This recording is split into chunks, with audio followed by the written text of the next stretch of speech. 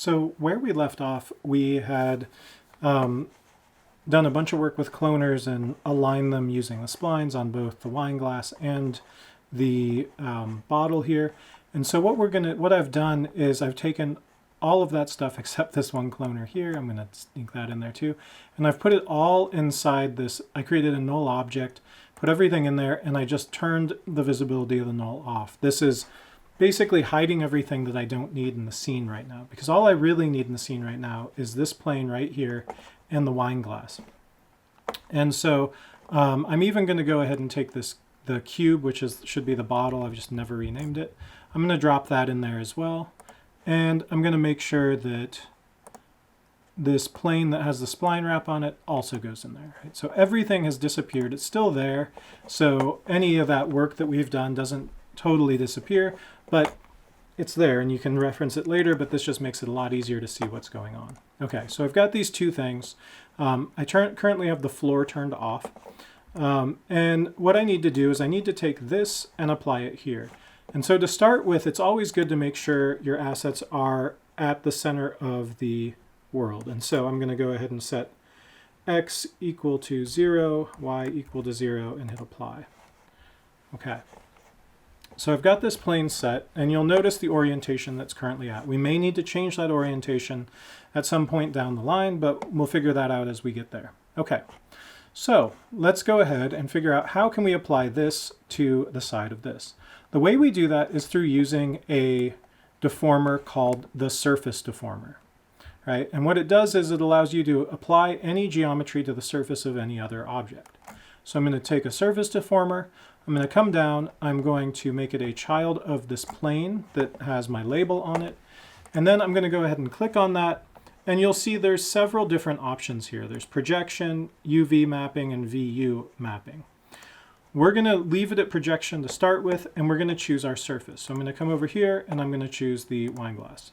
Now, when I do that, absolutely nothing happens. The first thing I'm supposed to do is click Initialize. And when I do that, still nothing happens, right?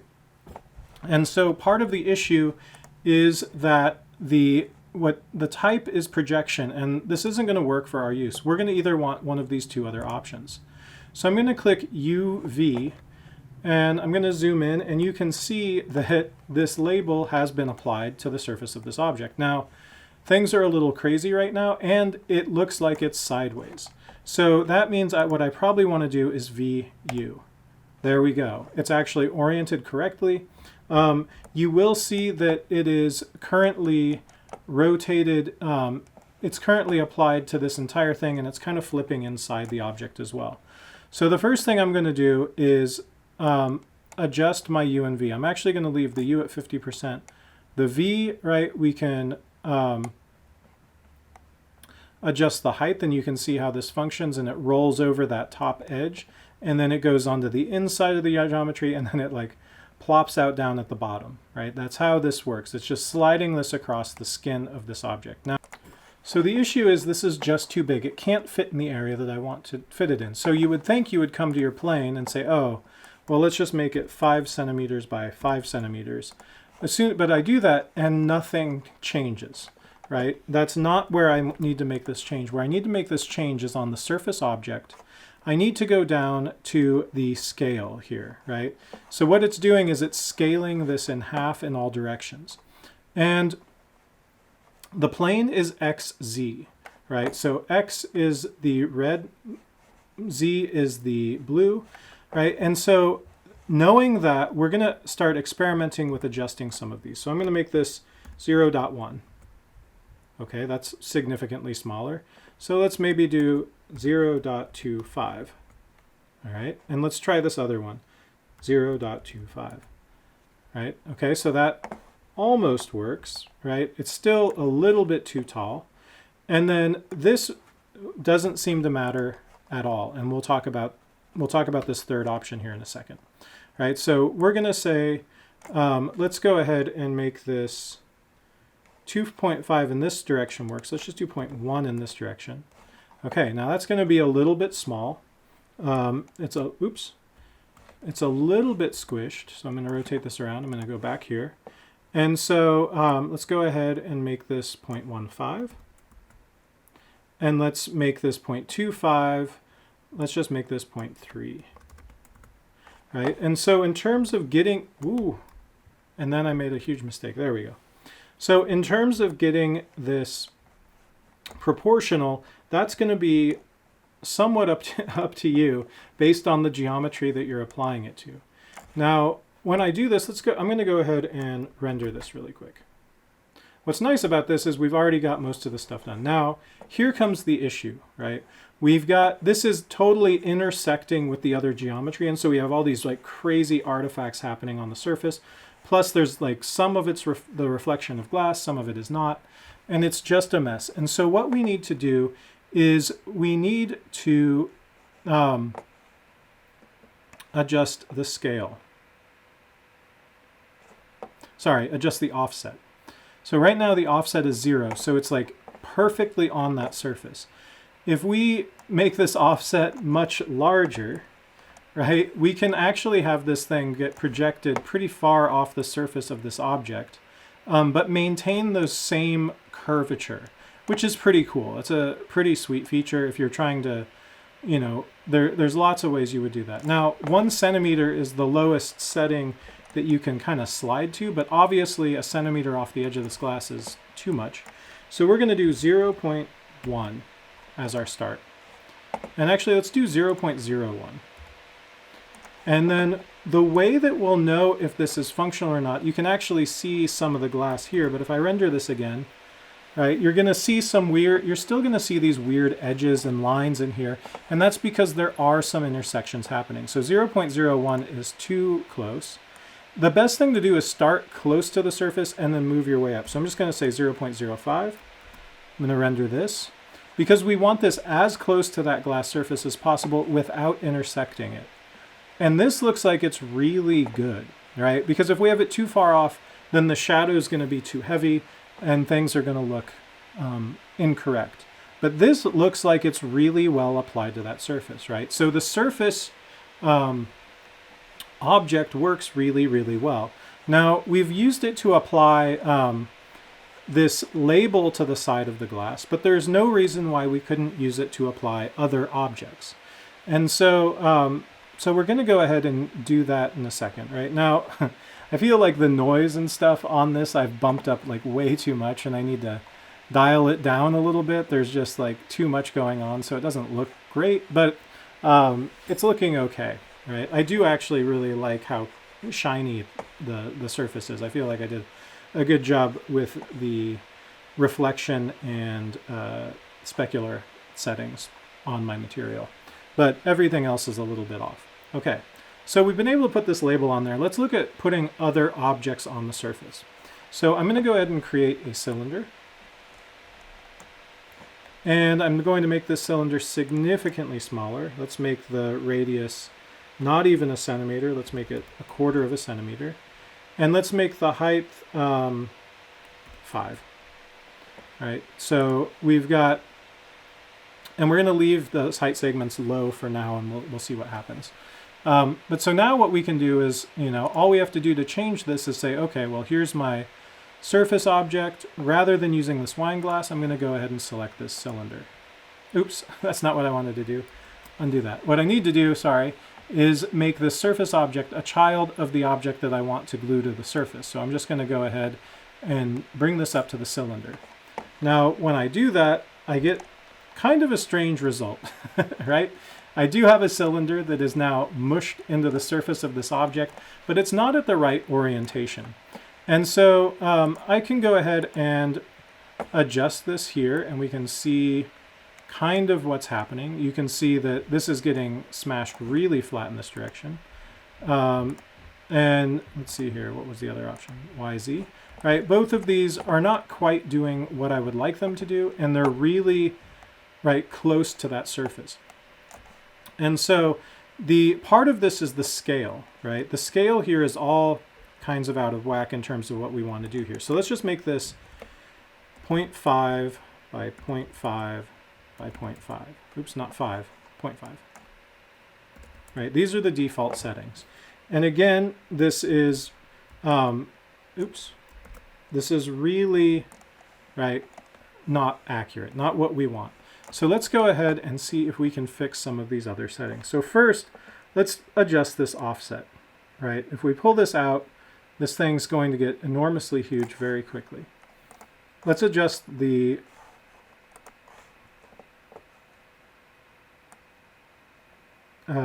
right, the U and V settings, right? We can essentially rotate this around. You can see how this is going through the center here, and it's just way too large. So let's go ahead and shrink our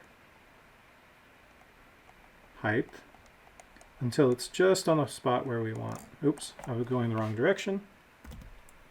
I'm just going to say 0.1. Undo that. Right, so I've got 0.1, my offset, I'm going to make that 0, and I'm going to adjust this until it is up on the surface of this object. And then I'm going to go ahead and scale this down as well. Right, so this is 0.1 in this direction, it's 0.1 in this direction, and it's 0.45 in this direction. Let's go ahead and make this 1, and make this 0.03 as well. Not 0.3. 0.03. Okay, here we go. So now we've got this this cylinder mounted on the side of this that's a little bit closer to, right, the dimensions that it should be. If I increase this, right, this x-axis to something else, right, in fact 3, I can get it to be about the cylinder size, right? So it does some strange things to this geometry. One of the things that I might do is change this y plus to x plus, and you can see that makes a big difference. Let's try z plus. Here we go. So now the cylinder is vertical, and now it's a little bit out of whack the other direction. So let's go ahead and go to our surface object. Let's make this 1. There we go. Right, so I've got that set to 1, and now these other 2 dimensions, right, it's still getting a little squished in this other dimension. And so I really just have to go through and say, okay, this is my height, right, this is my width, and so maybe what I want to do is make that, you know, significantly smaller in diameter.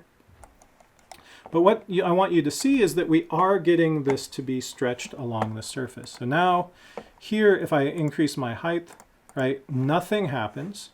So what I need to do is I need to increase the height here, right? So it's 0.4, 0.5, 0.6, 0.7, right? And so I can continue until I hit that top edge there, which we didn't see, but right, I'm right up here, and then as soon as I go over, things get a little bit crazy. So we have to be careful about that, right? But this does allow me to have this object applied to that surface, right? And so it's a 3-dimensional object wrapped around there, and you'll see that I only have these 4 height segments on my cylinder, so it's a little bit chunky, but if I go ahead and increase that, right, I can increase that until I get a much smoother result.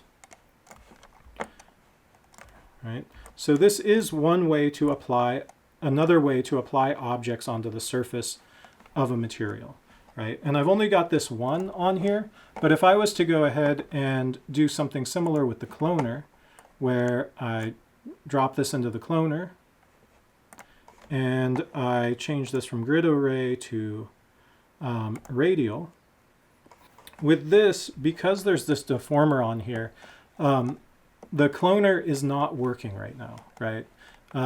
It's not adding this object, this clone, to all these other sides. And that's because this deformer is essentially preventing that from happening. If I'm happy with like where this is, and maybe what I want to do before I do anything further is adjust my surface.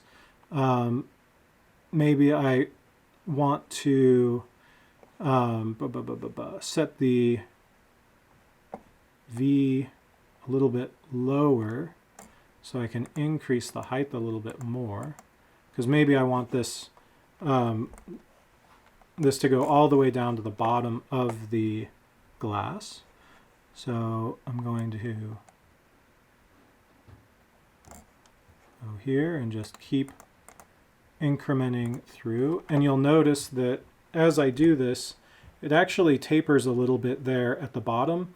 And that's because one of the things here is that the size and shape of the polygons is going to determine the size and shape of the object as it goes down. And so you just have to be aware of that, right? It's something that could be a benefit if you want that to happen, or it could be a flaw. And if you don't want that to happen, then what you would need to do is use the turn the edge into a spline and use the spline wrap, right? Because that's not going to impact the scale of the object as it gets closer to the stem of the glass.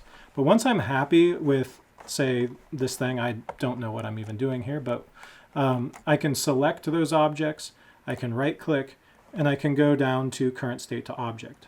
As soon as I do that, if I already have it in a cloner and I have my radius set to 0, it will automatically create all of those clones around the glass. Now it says I have 12 clones. I do not count 12 clones, but maybe they're rotating around too much. But yeah, so right, so I can come in here and I can continue to oh, and then the other issue is I have this one in here still as a clone. This is my default one, so if I pull that out, there we go. Now I've got the correct number, right? And so this is just another way that we could work to create this. So if I make those all glass now, and then go ahead and render this, it's going to look a little bit strange, I'm sure, because those are pretty large ridges, but it allows me to, again, do something else with the surface of this glass.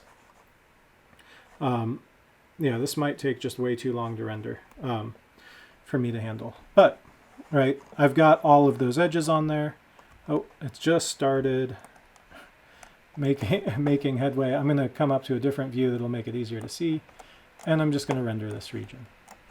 Right, so this allows us to add a lot of detail, and it allows us to add labels or whatever else we need to the surface of any object that we've created. Right, it's going to look really crazy if you have too few polygons. You want to make sure that the object you're applying it to has a pretty dense number of polygons so the surface is reasonably smooth. But yeah, so you can see now I've got this. Now those top edges are problematic, and maybe there's additional steps we could take, like if I took this cylinder and actually went in and modified this cap here a little bit so it rounded off or tapered into the edge. That might be a more effective way to work on this, right? And as these passes go, right, it's going to get clearer and clearer. There we go, right? We've got that pass done, and you can start to see this object a little bit more clearly, right? But you could do that with really any object that you want to apply to a surface. And it takes a little bit of tweaking before you get something that's useful, but then, right, I can help you with that in the open work sessions. All right, that's all I've got for this tutorial. So thank you for watching.